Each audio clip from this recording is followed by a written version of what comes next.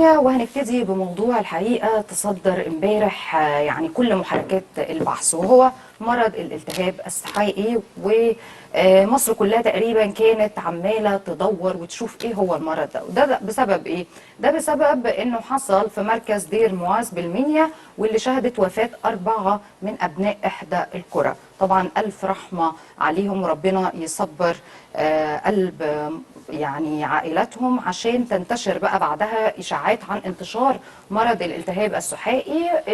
طبعا وطلعت وزارة الصحة ونفت تماما ان في اي علاقة بموت الاطفال بالالتهاب. لكن ايه هو مرض الالتهاب السحائي، وايه اعراضه، وايه اسبابه، وليه ثارت الشكوك حول وفاة الاطفال بتوع دير مواس؟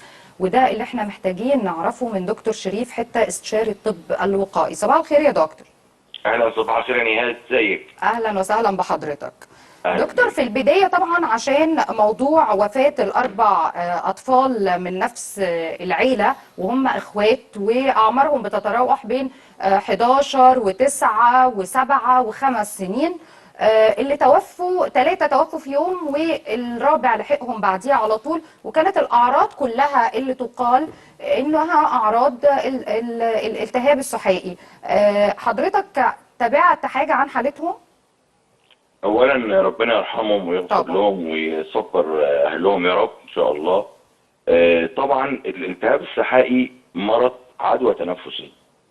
هو عدوى انا هو تنفسيه. هو اهل الاطفال كانوا بيقولوا انه جالهم طبعا سخونه مفاجاه وصداع وتيبس في الرقبه، وده طبعا كلها اعراض الالتهاب السحائي، مظبوط؟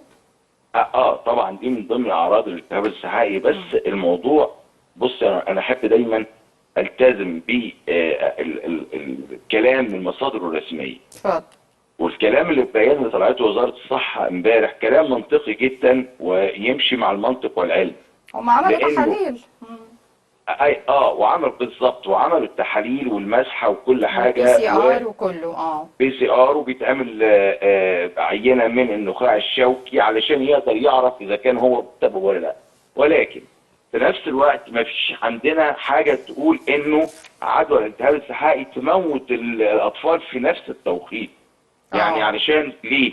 لان العدوى بتختلف، درجه اصابه العدوى بتختلف من طفل للتاني، وحسب الحاله المناعيه وحسب الجسم وحسب الاستجابه.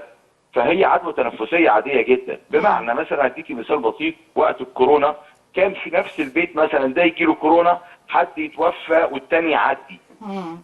واحد صغير ممكن يتوفى والكبير ما يحصلوش حاجه. فهي العدوى التنفسيه دي بتختلف حسب رد فعل الجسم وجهاز المناعه. بس فدايما هو انتشاره شوفوا. سريع برضو يا دكتور، يعني لما عملت سيرش كده وسمعت عن الالتهاب او المرض ده، لقيته انتشاره سريع جدا وبيسبب الوفاة فورا برضو. برافو عليكي. بصي، انتشاره حاجه والوفاه حاجه. يعني كون ان هو يحصل منه سرعه عدوى، ما هو ده المرض ده بيحصل فين؟ اكتر مكان بيحصل فيه فين؟ وبناخد له تطعيم واحنا رايحين، والحج. تمام. الحج والعمره يقول لك وانت رايح خد تطعيم الالتهاب السحائي، لانه علشان ده بينتقل عن طريق الرذاذ وعن طريق العطس والكحه والكلام ده. بس الناس لو اللي فكرت. بتستهين بقى يا دكتور لا. بموضوع التطعيمات قبل السفر، وبيتخيلوا ان ده اه اجراء روتيني. طيب لو فكرتي معايا بتفكير بسيط كده ومنطقي، انت سمعت انه في الحج قبل كده حصل، وهو تجمع كبير جدا، حصل مثلا مجموعه من الناس ماتوا بالتهاب سحائي؟ ما جاتش، لان كله مع بعض اقصد. دي وفاه مجموعه صغيره من الناس بتعرف انها زي وباء صغير، ممكن نتيجه تسمم غذائي، نتيجه فجأة مشكله. اه التلاتة ورا بعض، وبعد كده اه ولسه رايحين يدفنوا. طبعا الموضوع صعب جدا. جدا جدا، ربنا الرابع يصبرهم. يحصلهم ده صعب. يعني اه ولحد دلوقتي برضو وزارة الصحة ما طلعتش ولا أصدرت أي بيان بيفيد الأطفال دول جالهم إيه، لأن لسه الطب الشرعي تدخل، ولسه الرابع طفل يعني موجود في الطب اه الشرعي لحد ما يشوفوا الإجراءات إيه عشان يعرفوا إيه سبب الوفاة. ده كويس قوي. ده طبي يعني احنا نكمل ايه؟ بنكمل التحاليل ونشوف السبب اللي الوزاره قالته، انه علميا ومنطقيا مم. مش ماشي ابدا مع الالتهاب السحائي. طب ايه السبب بقى؟ هيشوفوا اكتر ايه الاسباب اللي ممكن تحصل منه. لكن باختصار شديد هو مرض تنفسي اعراضه تشبه اعراض الجهاز التنفسي، ولكن بثلاث مراحل مختلفه. اول مرحله اللي هي الالتهاب في الحلق، وزيه زي اللوز وزي الاحتقان بتاع بس الحلق. في منه فيروسي يا دكتور، في منه بكتيري، ايه الفرق بينهم؟ الفيروسي بيتسبب عن طريق فيروس، ولكنه موجود اكتر في امريكا. مم. اللي موجود عندنا احنا هو البكتيري. بكتيري ده هو اخطر. الاكثر بكتيريا بالظبط ده كده. أخطر. علشان كده اعراضه بتبقى شويه شديده، فيها ارتفاع في درجه الحراره، فيها التهاب في الحلق، ثم ينتشر في الدم، يحصل عباره عن طفح جلدي، ويحصل التهاب في الحلق مدمم، يعني عليه شويه دم كده من بره. ثم المرحله الاخيره اللي حضرتك بتتكلمي عليها انه يوصل للسحايا. التهاب سحائي يعني ايه؟ سحايا يعني الغشيه اللي حوالين المخ من بره.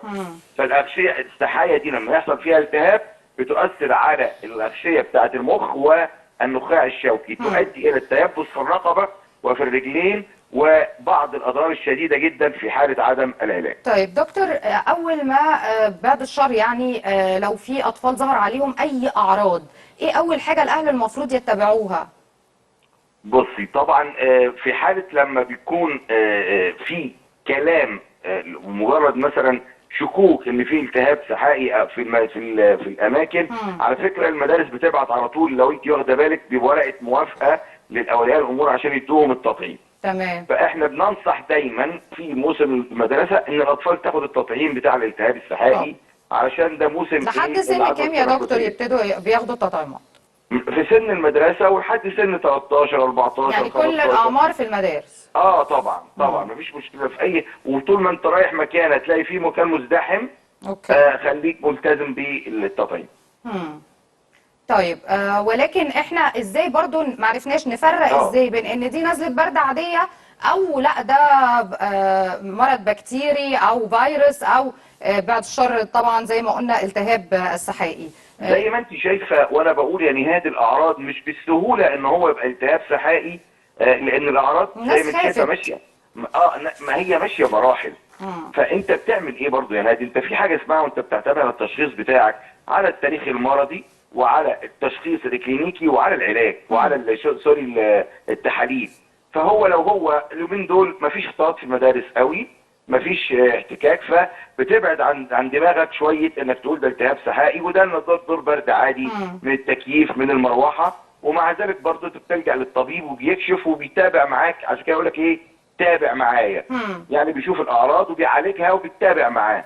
طب في اي نصايح يا دكتور تحب تنصح بيها الساده المشاهدين في طريقه اكلهم، طريقه شربهم، ازاي يحموا نفسهم من الفيروسات ومن البكتيريا المنتشره؟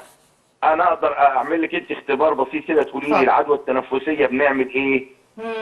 العدوى التنفسيه العدوى التنفسيه نعمل ايه؟ لا انا مش دكتوره. لا انا هقول لك بقى اقصد ايه. اقصد الحاجات العاديه اللي احنا محتاجينها: غسيل الايدي باستمرار، التهويه يعني الاجراءات الاحترازيه، نغسل ايدينا العاديه، نغسل ايدينا، التهويه الجيده للاماكن، نظافه الاسطح باستمرار، البعد عن اماكن المزدحمه، في حاله وجود مكان مزدحم شديد جدا بتلبس الكمامه، التغذيه الصحيه السليمه عن طريق تناول الخضروات والفاكهه، واهم حاجه يعني هي في الفتره دي اللي احنا بننساها: شرب الميه بكميات كبيره. فعلا مقصرين احنا جدا في موضوع شرب الميه ده.